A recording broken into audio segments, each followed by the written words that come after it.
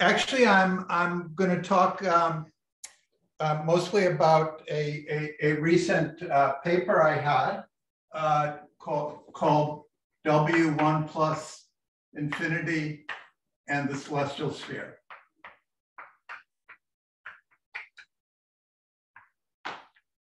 So there's been several talks at this workshop on celestial holography. So I won't give a long review of motivation and so on, but let me just say that the basic idea is that you start with the S matrix in 4 dimensions, where you have some incoming stuff interacts, goes out, and they come from, here I have drawn massless particles. They come from the celestial sphere. They come in from the sphere at null infinity. They go out at past null infinity. They go out to the sphere at future null infinity.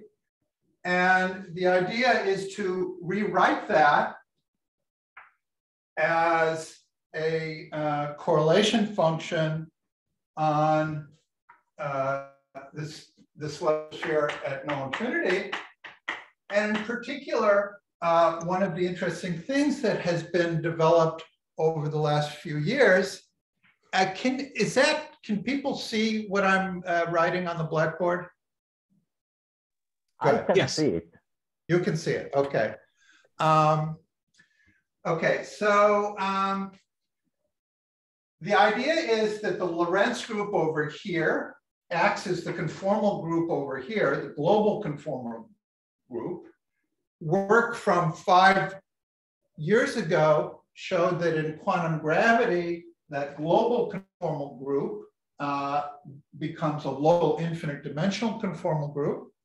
And so there is a lot of, so the S matrix in 4 dimensions can be recast as an object on a sphere that behaves, it has the properties that we're familiar with of a local 2-dimensional conformal field theory, has many of the same properties. And in particular, in doing that, though, one wants to go into a basis, not the usual plane wave basis that we use over here, but a basis in which things transform in familiar representations of SL2C, which is the conformal group on the sphere, the Lorentz group in 4-dimensional Minkowski spacetime.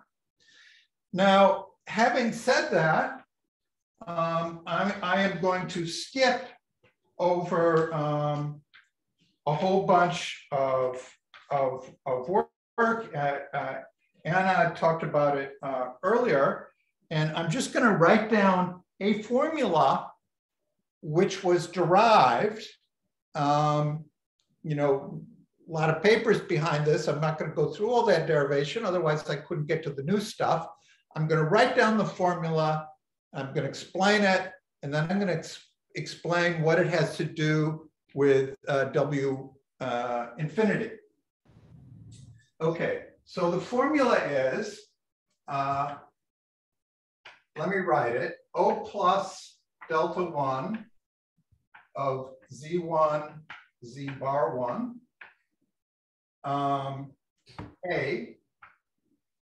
It's a formula, I'm going to write down a formula for the operator product expansion of 2 operators on this celestial sphere.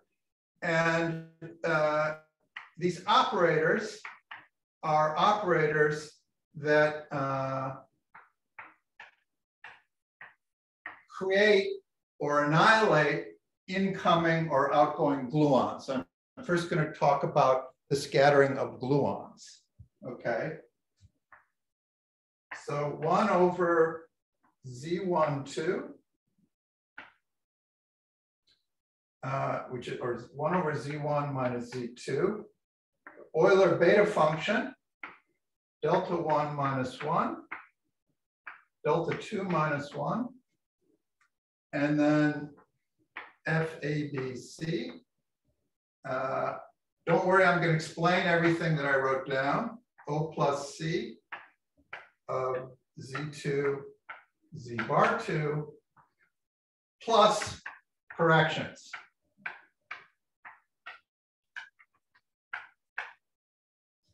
Okay, so what is this? So what is this first thing here? So usually, so this is an operator which creates a gluon at a point Z1 bar in the celestial sphere. And there's a simple relationship, Z equals P1 plus IP2 over P0 minus P3. So it's the point on the celestial sphere that a gluon of momentum P would go to. But I'm not putting this, the wave function that creates this gluon is not in an energy eigenstate. It's in a boost eigenstate. It's a boost, which is, that would be the boost weight in the conformal group. And if it were creating this gluon, you have some isometry that boosts towards that point, killing vector, boost killing vector, and it's an eigenstate of that boost killing vector rather than an eigenstate of just time translations in Minkowski space. And the idea of working in boost eigenstates or conformal primary basis has resurfaced over the years. In fact, I think Dirac talked about it, but suddenly in the context of holography and so on, it seems to have become a very powerful and effective basis to work in. Plus means I have a positive helicity gluon. A is the color of the gluon.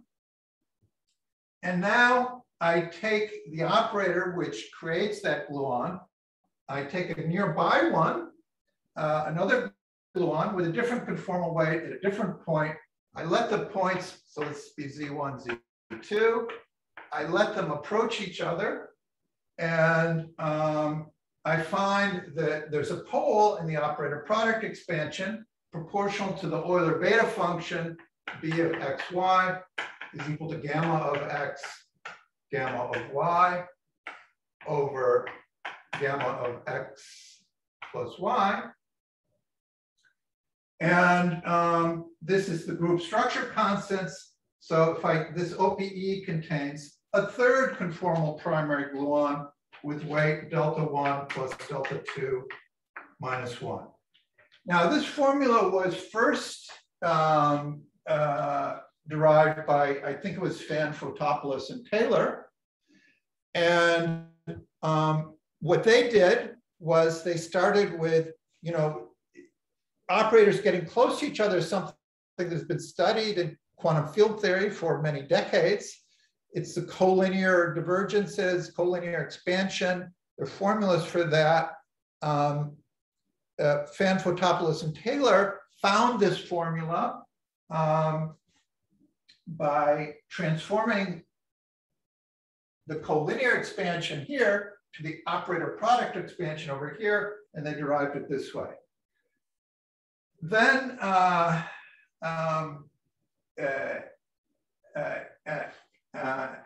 Riclario, Monica Pate, LSUN, and I derived it showed that it followed just from some symmetries of the celestial sphere. And now Mina Himwich and Monica Pate have an even simpler expansion of it, derivation of this formula. So this is very simple and central and universal formula for the operator product expansion of two gluons on the celestial sphere. Now, a really salient feature of this formula is that it has poles.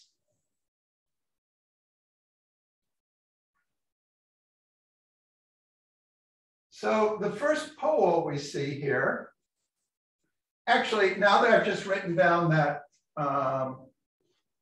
formula and explained it without deriving it, let me just pause and ask there any questions about what this formula means. Okay, so now this has poles when delta 1, the boost weight of the gluon goes to, for example, to 1, because then we have the Euler beta function at 0, which develops a pole. So in order to deal with those, I'm going to define, those are going to be related, this pole, the first pole, in fact, we can see that there's a pole at any delta 1, which is equal to 1, 0, minus 1, all the way down to minus infinity. And the first pole is related to the leading soft theorem, the leading Weinberg-soft theorem. The second pole is the subleading soft theorem that's due to Low in the 50s. And then there's a whole infinite series of poles. And there have been a number of papers from different points of view that have argued that there should be a whole infinite tower of soft theorems. And we can see them, that this is correct. And we can, what I'm going to explain in this talk is how we organize all these poles. And we can associate soft theorems, and we can actually associate an algebra with it. Okay. And that algebra is going to be W1 plus infinity. So we define, let's define the limit as epsilon goes to 0 of epsilon times O plus A, K plus epsilon of Z bar. And by the way, I'm going to treat Z and Z bar as independent in this talk, which means I'm really working in 2-2 signature. And this is the limit as the two Z's approach each other with the Z bars held fixed. And I'm going to expand this as from n equals k minus 1 over 2 to 1 minus k over 2. So I'm going to pull out the terms that have poles in the operator product expansion. I'm going to find something called R plus A sub k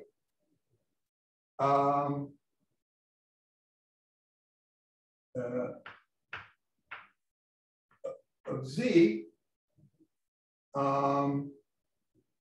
and n over Z bar to the k plus 1, Z bar to the k minus 1 over 2 plus n. So what I've done is I've taken, first of all, why am I doing this? Well, I'm multiplying it by this small number epsilon so that these operator product expansions will be, these operators don't decouple from the operator product expansion. And they don't decouple because of these poles, even though I'm multiplying by explicit factors of epsilon, which I'm taking to 0. So these are like the residues, if you like, around these poles at delta 1 equals 1 correspond to these operators. If I were to do this with k, some generic number, this operator would just be 0. And then I'm taking it and I'm expanding it in Z bar, mode expanding it in Z bar, but not in Z. And because the conformal weights of this are H bar equals K plus 1 over 2, K minus 1 over 2, and I'm taking K, which is the total conformal weight, like this. Actually, I get finite dimensional representations, which have been discussed in a number of places. I won't go into detail. but it's consistent with SL2R to truncate this mode sum because these mode numbers lie in a finite number of, in a finite dimensional representation. If you try to raise and lower, you either get 0 or you get a null state. So it's consistent to expand in this way. And so now I have these interesting operators, R plus K n of Z.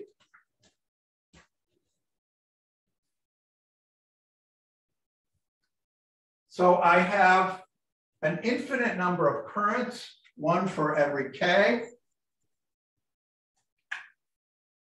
And there are a lot of negative conformal weights here, which is something we're not used to in, it doesn't appear in unitary conformal field theories. And now I want to define an algebra among these currents. So let me just assert, and again, this has been discussed elsewhere, that these currents generate the symmetries associated with the highest one, the K equals 0, 1, K equals 1, sorry, is related to global charge conservation. And it's also related to the other infinite class of symmetries relating to the leading soft theorem, and so on. So these currents are the generators of the symmetries in the celestial formalism on the celestial sphere. They depend only on Z. They're kind of like Kac-Moody currents on the celestial sphere. So we can define an algebra by defining commutators A comma B. We have two holomorphic operators that depend only on Z. At Z, this is a standard formula, is equal to the contour integral around Z dw over 2 pi I, the OPE of A of W, B of Z. Now, just to make one thing clear, this is a two-dimensional commutator on the two-dimensional celestial sphere. It's not a four-dimensional commutator. I'm not applying operators in different orders on a Hilbert space. I'm taking, if you like, I could draw the celestial sphere. I have my two operators here, and I'm considering a linear combination of scattering amplitudes where I let one scattering state encircle the other on the sphere at infinity. Nothing to do with a four-dimensional commutator. Okay, so this is how I define the commutators. And now we can compute the commutators of these R's. And the commutator of the R is R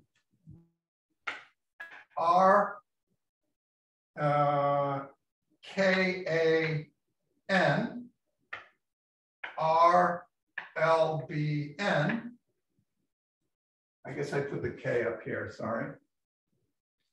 And there's a lot of complicated formulas here, and I'm only going to write one of them once. Minus I F-A-B-C. 1 minus K over 2 minus N plus 1 minus L over 2 minus N prime. I want a prime there. 1 minus K over 2 minus N. That's the ratio of factorials. Then times the same thing with N prime going to minus N prime. R K plus L minus 1 comma C, N plus N prime. So that is the algebra of this infinite tower of soft Kac-Moody currents on the celestial sphere. This was derived in a paper by Alfredo Guevara, Monica Pate, Mina Himwich, and myself in, I think maybe it was February. Okay, now it turns out that if you define a new operator,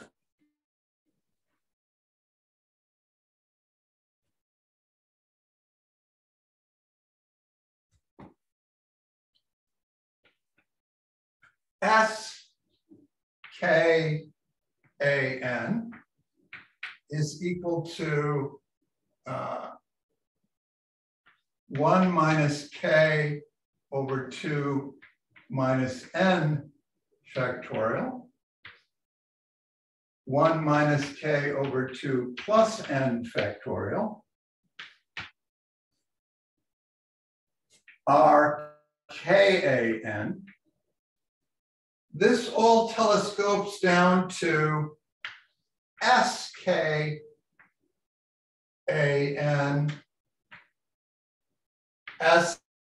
SLB and prime equals minus I FABC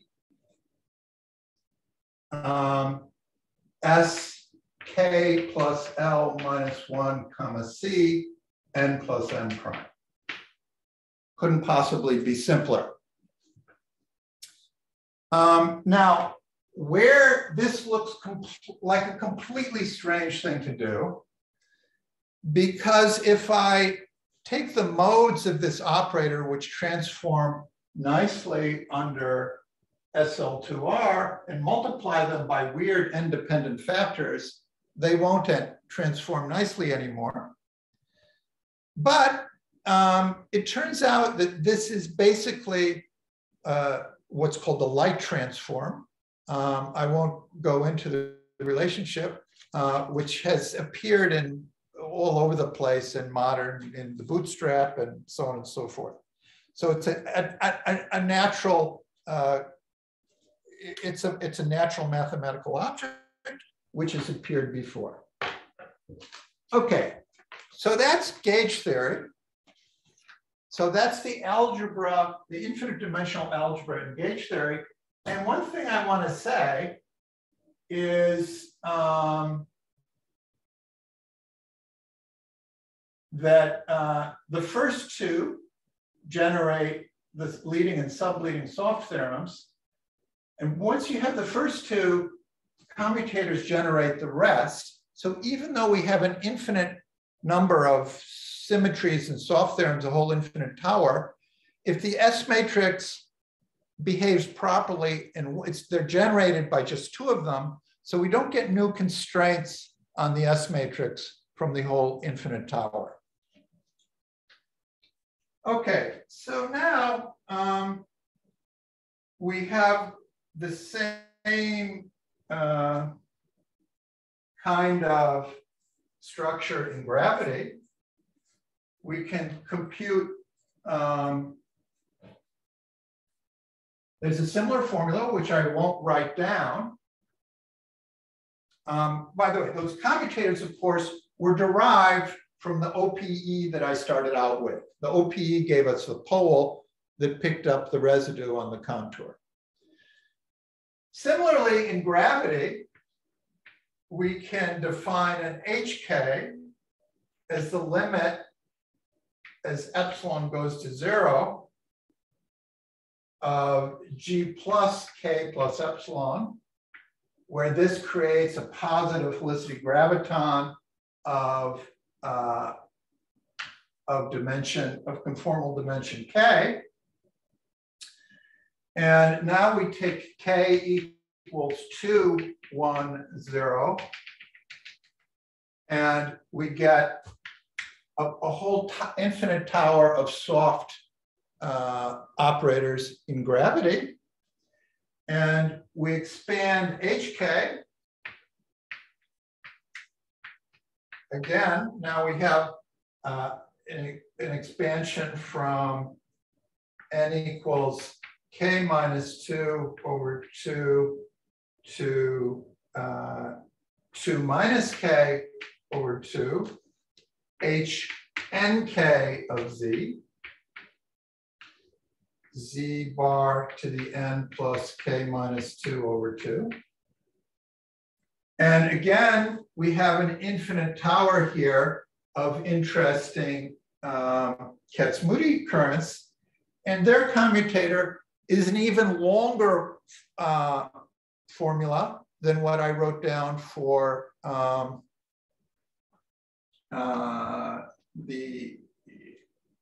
what I wrote down for the gluons. But we do a field redefinition, or we do a renormalization of the modes. We rearrange them, and we define W and P equals 1 over Newton's constant times gamma of P minus N, gamma of P plus N, Hn minus 2P plus 4. And after we do this, we find that the expression, which was too long and boring to write down, just becomes WMP W and Q equals M Q minus 1 minus N P minus 1 W M plus N P plus Q minus 2. And now the fact that K had to be positive, now, K went from 2 down to the negative numbers, now means that P is takes value of 1, 3/2, 2, 5/2, ... Okay, so this algebra was written down, and also the restriction on N means that so we have minus P less than or equal to M less than or equal to P. So this, and I remind you that each one of these is a function of Z. So this is a Kac-Moody algebra.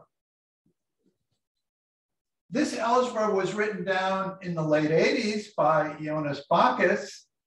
It's called the W1 plus infinity algebra when M is unrestricted. When M is restricted, it's called the wedge algebra of W1 plus infinity. But in the quantum theory, but we have the Kac-Moody algebra whose Kac-Moody group is the wedge algebra of W1 plus infinity. The enveloping algebra of that contains W1 plus infinity itself. And these wedge algebras, these Kac-Moody algebras of wedge algebras have appeared many times in the literature. One of the earliest was a paper by Klebanov and Polyakov in the early 90s, where they showed that the discrete states of C equals 1 theory generate exactly this algebra. So among higher spin algebras that have appeared, higher spin two-dimensional algebras that have appeared in the literature before, actually it's, yeah, maybe this is 1 minus P. This is the most common one. Okay. So now if we look at we can also compute the operator product expansions of gravitons with gluons, and we find that, again, the redefined gluon fields transform like the whole tower of soft theorems is one irreducible representation of this Kac-Moody algebra. So suddenly this big mess of infinite dimensional soft theorems and so on has telescoped down to the most familiar infinite dimensional, two-dimensional higher spin algebra that exists in the literature. So four good things have happened all at once. First of all, these very complicated formula telescoped into down in this with this redefinition into a simple formula. Secondly, notice when everything is written in terms of the representations of the W algebras, I don't really understand why this happened, but we don't have these negative weights anymore. The negative conformal weights that were appearing in the symmetry algebra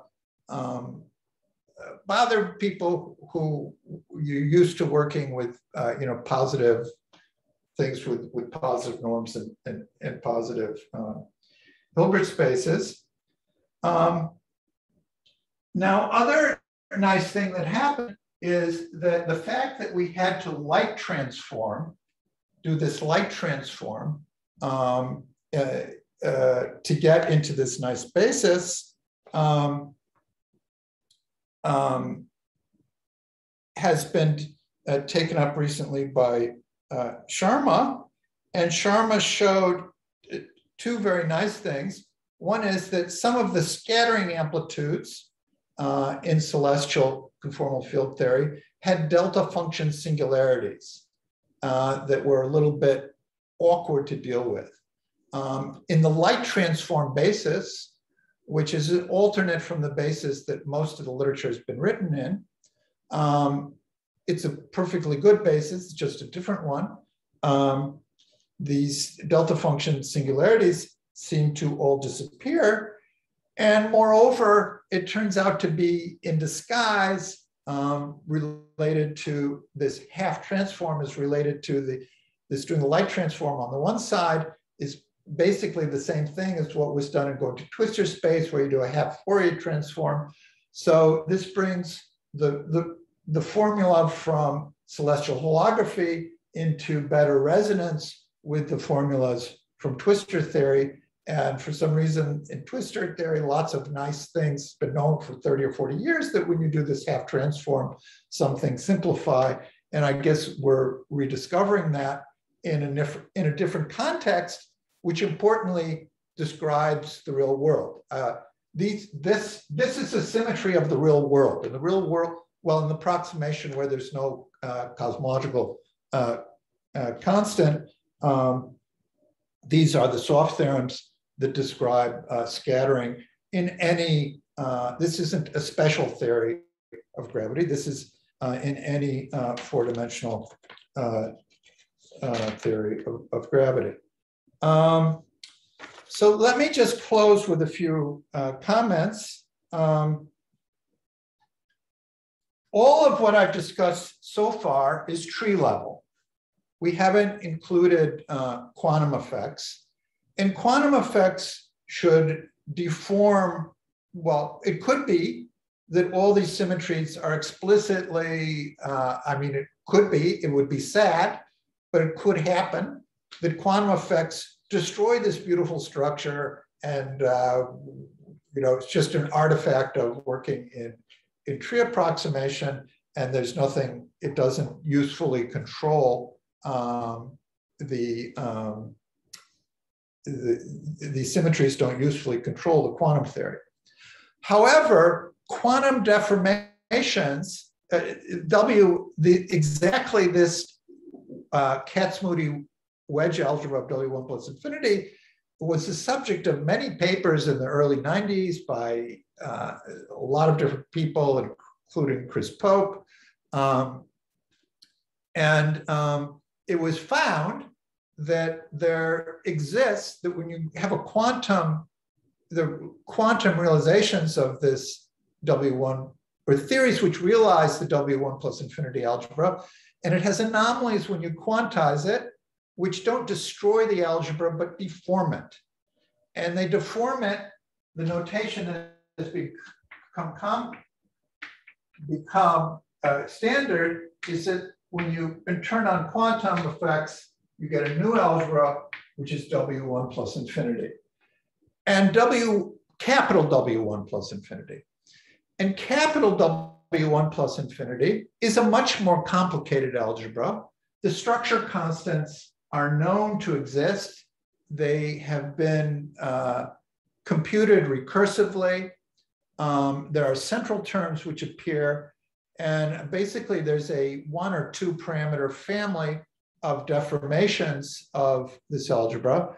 And so the hope would be, well, it's pretty clear that little w, when we go beyond tree level, we'll get some kind of deformation. There seems to be only one consistent one.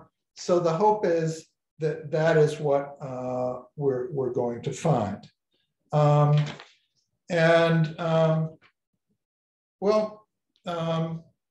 Maybe that's a good point to stop and take questions. I guess I talked a little faster than I thought I was going to.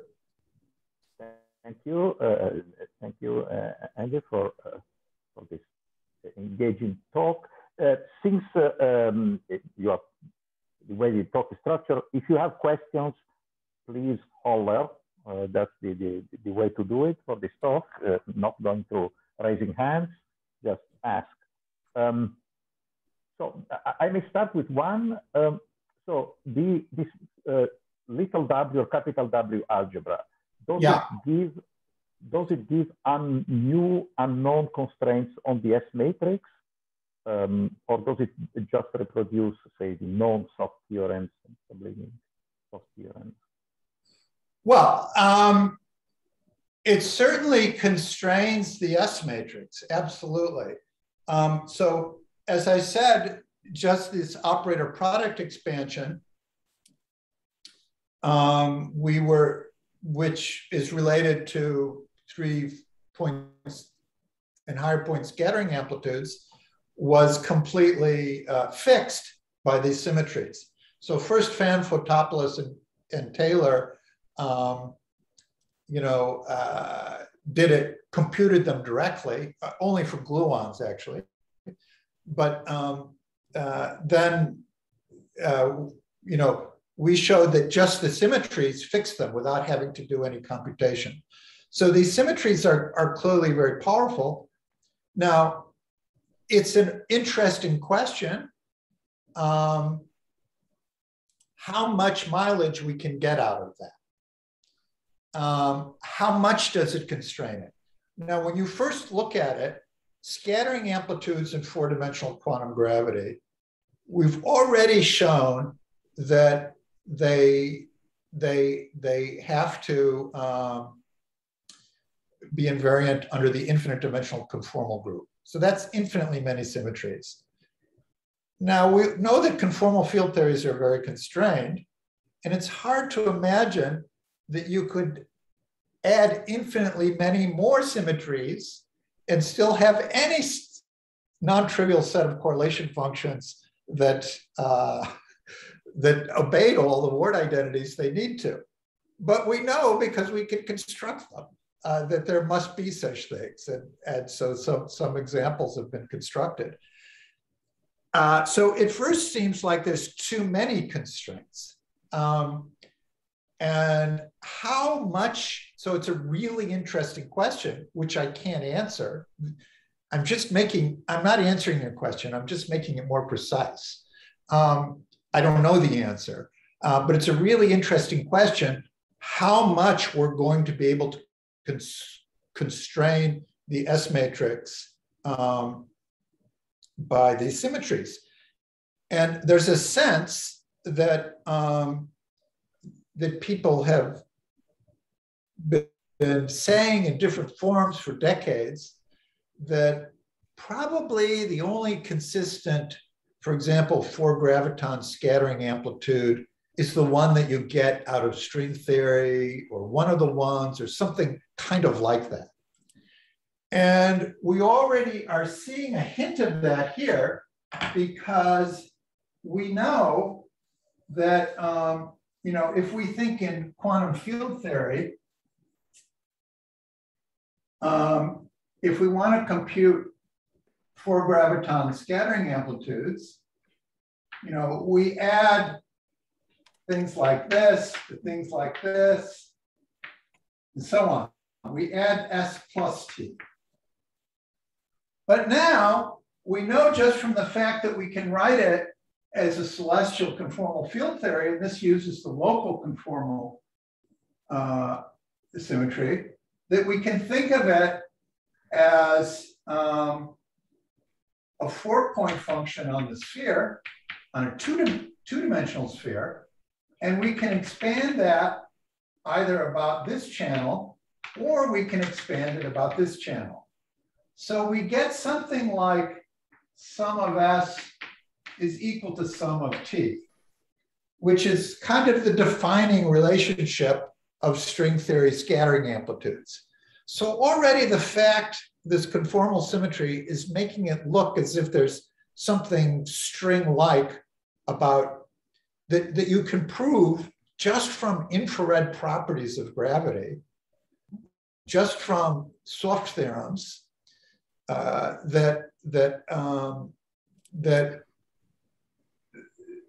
that would be the hope. We haven't done that, but the hope would be that that it will in fact greatly constrain the 4 graviton scattering amplitude. And so we would need to combine this with bootstrap techniques. And we would need to understand the constraints of all the symmetries, how you realize them. It's a big program. Lots of people are writing papers. Many people are working on this now. We don't know how far it will get. But yes, indeed, the hope is that these symmetries will to use modern, to show that almost everything is in the swampland. Thank you very much. I see that there is a question from Sumit Das.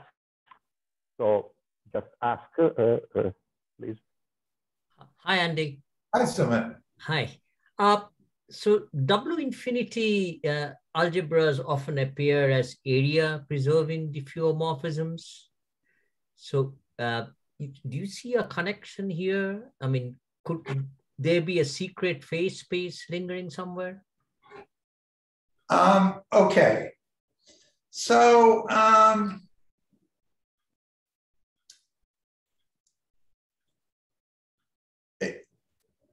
yeah, there's definitely a connection, and it can be understood, and I think some people already understand it, but I'm not one of them yet, though I hope so to be. Okay, so this W1 plus infinity, so there's a very nice toy model which a number of groups, including a group at Harvard, have been working on, and that's self-dual gravity. And self-dual, it's a sort of quasi-topological theory. Mm-hmm. It's a theory of gravity. We think that these symmetries are still all there in self-dual gravity. And self-dual gravity, by the way, is the tree-level theory of the n equals 2 string. So it has a quantum extension, which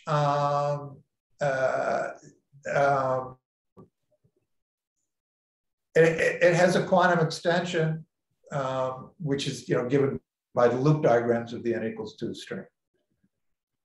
But the literature is a little subject which was really totally nailed down. But so of course the twistor people, so the words W1 plus infinity are all over the Oguri-Waffa paper, and they're all over the twistor theory paper. And they say it's obvious that my W1 plus infinity is the same as their W1 plus infinity. And that's because, and that's related to the fact that this transform I did, which is the light transform, is the half Fourier transform that people do in twistor space. And it is the area preserving diffeomorphisms act on sort of one of the planes in twistor space. It ought to be the celestial sphere, and it might be the celestial sphere. Okay. But there's a lot of, it's not that nobody's thought about it. It's that too many people have thought about it. And I haven't penetrated all the literature, but some of those people have contacted me and that their W1 plus infinity is the same as this W1 plus infinity. We're trying to make it all concrete. But by the way, the self-dual gravity and its quantization with the n equals 2 string provides a really nice toy model. One could hope that that the celestial conformal field theory, there's something called W1 plus infinity gravity, which lives in 2 dimensions. Mm-hmm. And one could hope that is the celestial conformal field theory, which is dual to the n equals 2 string in 2, 2 dimensions. So W1 plus infinity gravity is the W infinity conformal field theory with the condition that only W1 plus infinity primary states are physical, or? I would describe it this way. In the 80s, Polyakov rewrote gravity in light cone gauge as an SL2R current algebra. Right. Mm-hmm. And SL2R, so we could call that SL2R gravity. He wrote 2D gravity as, right. Mm-hmm. as SL2R current algebra in light cone gauge. So if you place SL2R by the wedge, SL2R is the wedge algebra of Virasoro. And if you replace SL2R by the wedge algebra of W1 plus infinity, you get what people call W1 plus infinity gravity. Okay. Mm-hmm. So we're hoping that something like that is true and that we can find a simple quasi-topological example of celestial holography where we can actually define the left-hand side and the right-hand side. Thank you. That's fascinating. Thank you. I see that Ricardo Montero has a question. Yeah, actually, it was precisely on these points, because your OPE is between positive velocity gravitons and sorry. Exactly. Yeah, and so it corresponds to a collinear limit. I mean, the analog in momentum space would be a collinear limit. And when this happens, then you have the 3-point amplitudes popping out, where you have 2 gravitons and then are connected to the rest of the amplitude, let's say in terms of thinking in a diagrammatic way. Right. Now, this 3-point amplitude is a structure constant of the algebra of diffeomorphisms in gauge theory, and is the squared of that structure constant in gravity. And this object in gravity, as it is squared, is basically the Fourier transform of the Polbansky equation from self-dual gravity. It's because when you extract these 3-point amplitudes, it's a plus minus amplitude, which is the vertex, the only vertex of the self-dual theories. So first, in momentum space, you see clearly then. I'm going to stop you right there. because this is a point which we have been extremely confused about. So, you know, people have said that, but I don't see how you can have a plus plus minus amplitude in a theory which has only pluses. And there is also, well, you know, yeah. There might be some story there, but there are also plus plus plus amplitudes, right? Bern, Bixauer, you know, Bern, Dixon, Perlstein, and somebody else. There's also there's also a series of all plus amplitudes that are generated at one loop. Exactly. So at tree level, and some people say that those are the amplitudes of self-dual gravity, and I'm sort of, and their structure is very similar to the MHV amplitudes. So I'm not sure which exactly it is, but I know there are a lot of papers saying that self-dual gravity has only the plus plus minus amplitude, but I still can't understand how it happens that a theory with only pluses can have a plus plus minus amplitude. So the way it happens is that if you construct, so imagine you think about self-dual gravity as a classical theory, okay, and you have a fields, and you construct your fields in perturbation theory from some linearized solutions.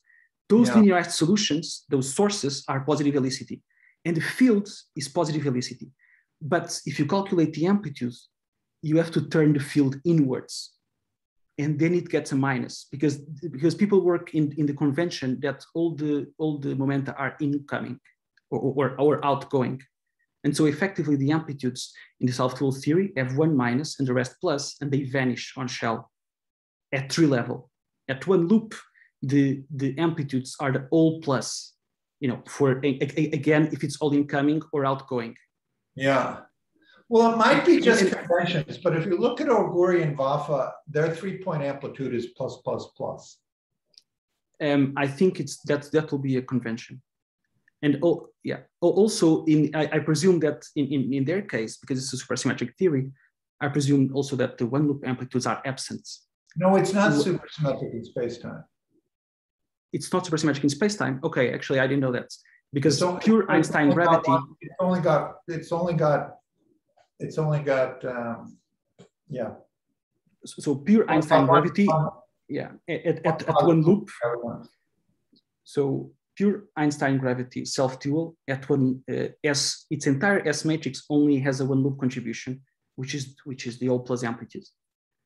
But because of the way that you connect the propagators, etc., at one loop in tree level, so at tree level it would be the one minus, rest plus, but they vanish. And one interpretation for that is that classical theory is integrable, and then there are too many constraints for the S matrix to exist. And at one loop, well, it's still special because if the amplitude is rational, you know, it's one loop exact. Yeah. So I think the interpretation of the connection to the area preserving diffeomorphism, at least in the analog of momentum space, is that you have a collinear limit, you have a 3-point amplitude popping out. That amplitude is the 3-point vertex, and that 3-point vertex, well, up to some rescaling, is the structure constant in momentum space of the area preserving diffeomorphisms. Right, but it is important that we do the light transform. I think in your case, it may be important because you are in a celestial amplitude, and so the situation is not exactly the same as momentum space. And so maybe to see that, to put it in the same manner, maybe you have to do the light transform. Yeah. Because I presume that to make it all really precise. Sorry? I would like to say, here are the rules for computing the S matrix in self-dual gravity, and here are the rules in this conformal field theory, and they both have the same symmetries and they match. That would be nice. at tree level, you should find that the amplitude vanishes. Then, I mean, you have to, yeah, because the theory is classically integrable. And I think this is related also to the structures that appear. Yeah. Both gauge theory and gravity are self-duals are classically integrable. And there's an infinite tower of currents.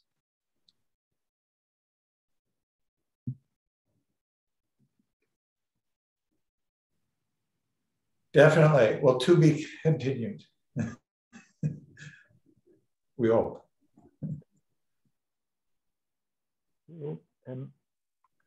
There are any other questions? I didn't see any other raised hands, but maybe other questions.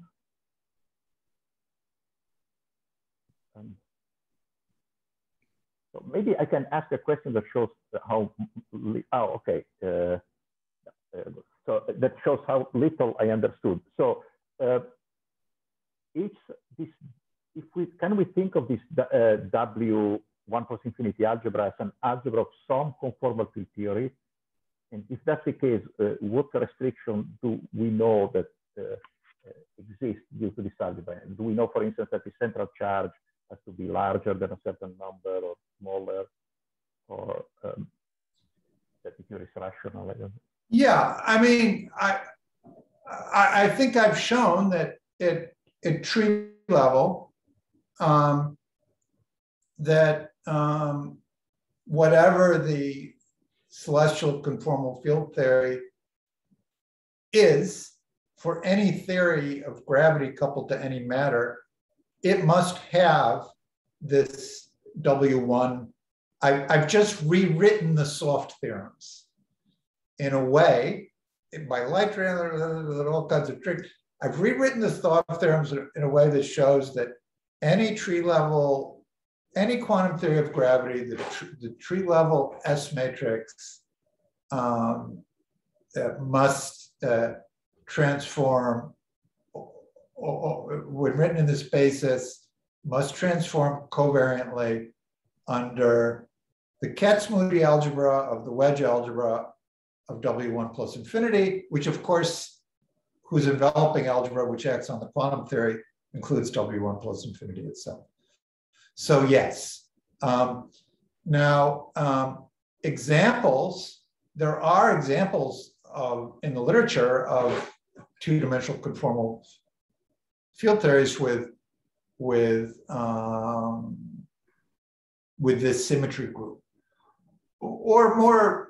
But if you go to the exact theory that have the symmetry group at some limit, in the exact theory, you'll get not the little W1 plus infinity, but the deformation, the H-bar deformation, where the structure constants are known recursively, and I guess shown to exist exactly. Thank you. Thank you. So thank you for the extensive discussion. We could continue a long time, but now maybe we can have a 3-minute bathroom break and then go to the next speaker. And thank you again for this very interesting talk. So